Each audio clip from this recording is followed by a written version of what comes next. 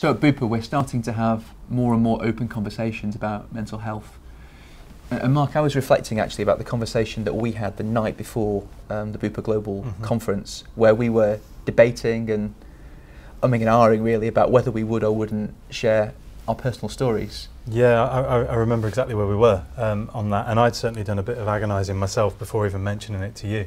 But your reaction when I told you what I was thinking of sharing was fantastic. It made me feel like it was something that should be shared, and the reaction we saw from the audience the following day was equally powerful, and kind of left me in a position afterwards, which although it was kind of daunting to start that conversation, once I'd done it, yeah, there'd be no doubt I'd want to share more of that kind of story in the future. Yeah, yeah, and I mean, we shouldn't kid ourselves how hard that was, right? So it takes bravery, guts, and courage to get those words out.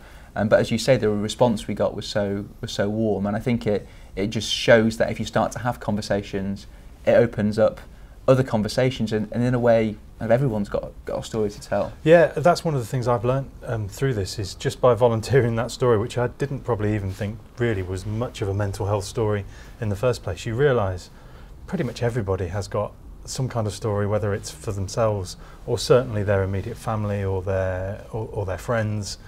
There is loads of this kind of stuff bubbling beneath the surface, that if we can start to encourage people to share it, I think we can get some real traction and get this real momentum behind this. Definitely, definitely. And I think the other thing that we've talked about is also the resilience that it can build. So increasingly when you talk to people, you realise that they've kind of been successful sometimes because of the challenges they faced, not sort of despite of. Yeah. And I think that's been incredible. That's been great to hear actually, and also begins to change the lens a little bit on through which you look at mental health. Totally, and the feeling as well that once you've shared something, it actually makes you feel stronger and more equipped to deal with the issue staring you in the face, but also in the long term actually realising that you can cope with stuff and you are resilient and strong.